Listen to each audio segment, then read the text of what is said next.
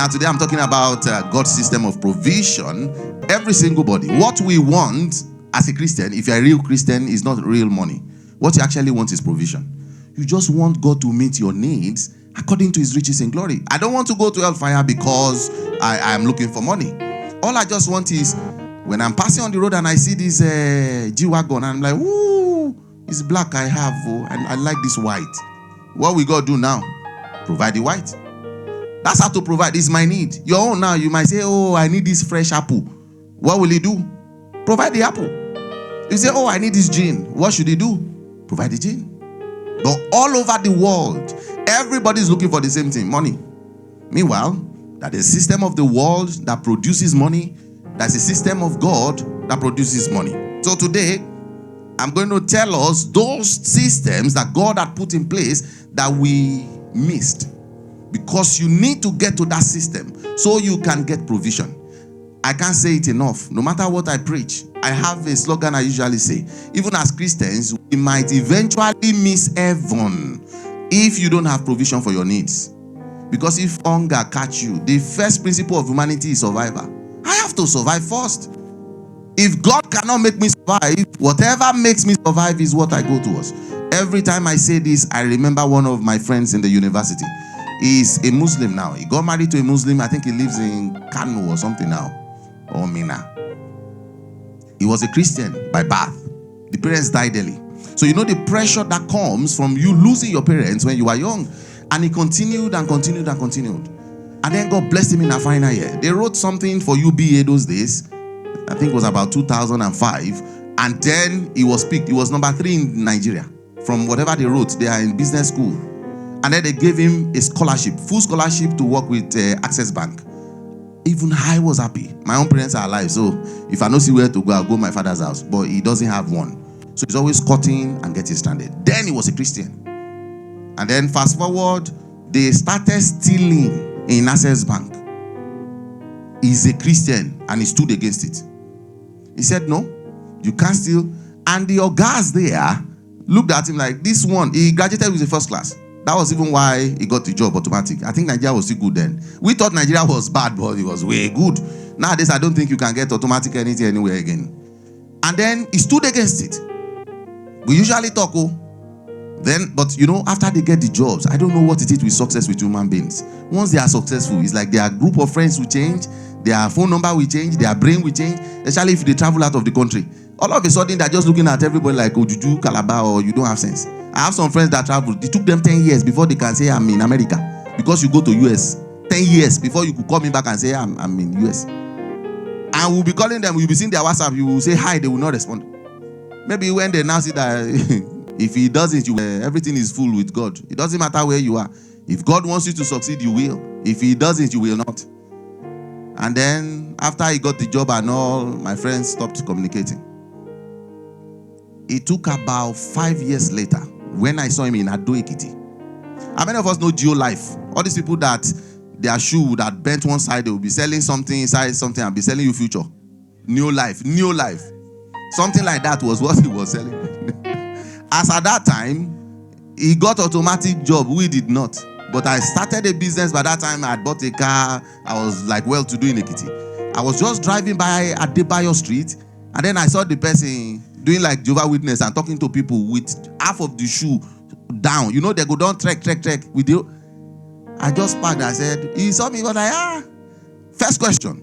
I said, guy, did they tell you I'm in Ado Ekiti? He said, yes. Why did you not call me? He said, because he abandoned talking to me. So now that he's in crisis, he couldn't reach out to me again. And I said, then Taka, let's go to my office. What happened? Apparently, they were stealing in Access Bank. He stood up against it as a Christian. No single person was there. All the Christians, there are pastors. That was what he told me. Pastors in these departments and they were stealing money. That's how they stole something that is more than his own capability in banking, and they now used his name and all of that. That's how they had to sack him. They set him up. The guys set him up. It was by grace he did not go to prison, and he did not steal one kobo. They stole the money and put his name, and he didn't know. So now he's stranded. He did that new life, a video life for like, I don't know, another 3-4 years. They were promising them after you get 4 people, you go to Dubai. If you get another 6 people, you go to heaven. And then another 4 people, you come back to the world as an angel. They just, I don't know. I kept telling him, I don't know what is it they tell them. Oh. He did not listen. Oh. I was with multi-choice. Ordinary installers that know how to install DSTV, they were earning about 60,000-70,000 per month from me. You are my friend. I could have given you anything. He not grew. He said he's almost there. Like 2-3 times I followed him to where he's doing, they call him the Oga of the place. So they will gather like 15-20 people. Normal, that is training them. Inside the viewing center, you know Ekiti viewing center, where they will have benches inside dust. He will say he's training people to become millionaires. Nino B. I said, this inside this place, this thing is not functional. Come and do real work. He said, you know what? So, because I was pestering him and disturbing him, he stopped picking my call and he abandoned me again.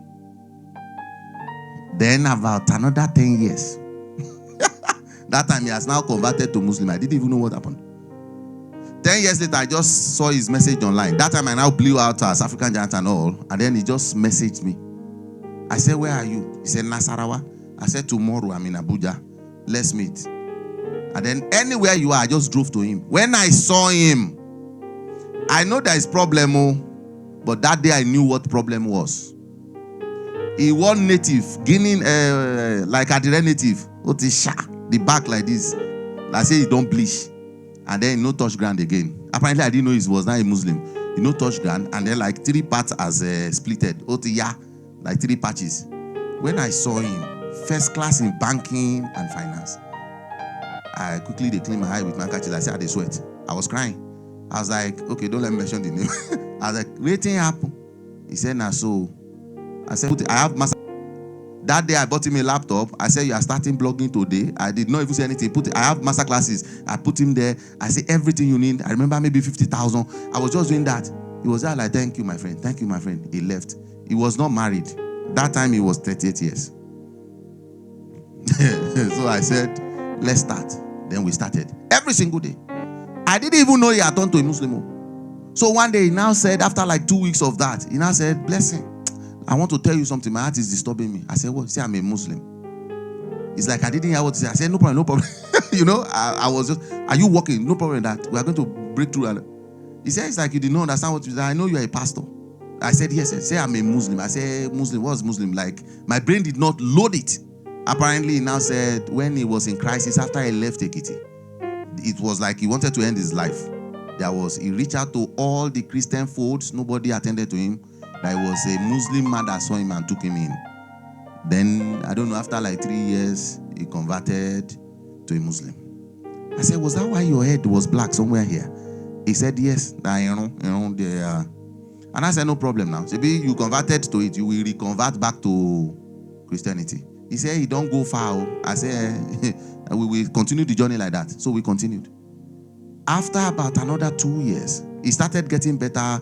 He had some money. He will post me. Those days on Upwork, he will say, I made $450. I make, But because he's now, look at how the devil took him back.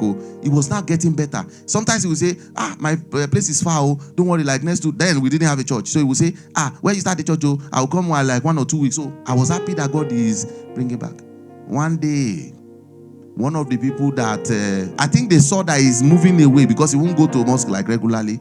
They now say he has to come and marry. Guess who is to marry? One big sheikh in Adamawa or something that is very wealthy. That's how they say you will marry our daughter. Now so they carry and go. He just go Adamawa like that.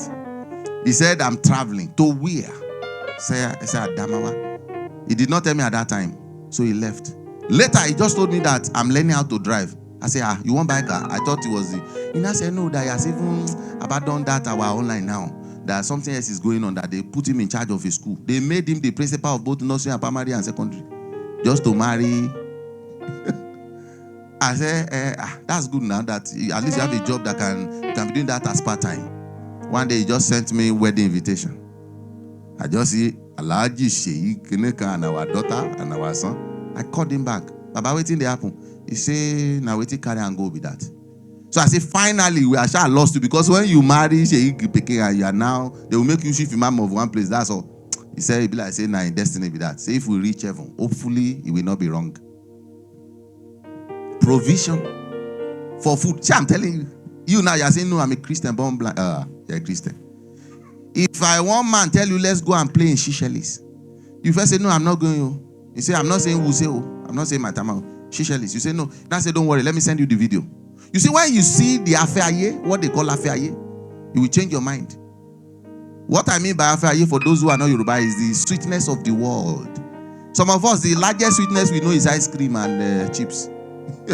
You don't know things are going on. Once they showed that to you, I told us about a few days ago when some people don't know how the inside of a sheep looks. Inside of a sheep. If somebody now mistakenly take you there, you say, I'm a Christian. You will say, marry me, I'm ready to. If Tiwa Savage is saying, I'm ready to be number 3 or 4 wife to someone, what does that tell you? They know the meaning of this world. As rich as she is, she's ready to go and do wife number 4. Can you do wife number 4? Because you don't know what it actually means. But them that have existed in that world, she knows she can no longer enter Uber inside the Ojuelegba going to Ojota. You can't do that again. I was saying something yesterday when I told my wife, I'm not interested in giving you a normal life. I'm not interested in giving you an average life. I want to give you a legendary one. And the meaning of that is when people are in traffic, you are the owner of your car, you're in traffic. No, you won't be in traffic. That was the language I used for her. I don't ever want you to experience traffic. Because while others are in traffic, you are doing there's no traffic on here. And she was looking like, what do I want? I said, don't worry. I will make sure I get an helicopter to take the country where you are, standing past the pilot to take you around. I'm not saying flying out of the country. I'm saying even locally. If you are going to Wuse, you will not enter Wuse road like this. You do and they will drop you in Wuse. That's what they call legendary life. God's provision. That's why I said some people, there is apple they need. Some people need more than that. But you see what I'm saying? You think I want to go and carry drug to be able to afford that? No. Oh, you think it's next week that I will now buy the helicopter? No. Oh, you think I want to gain something from my father? No. God's provision. Because I understand how this works. And that's what I want to show to you today.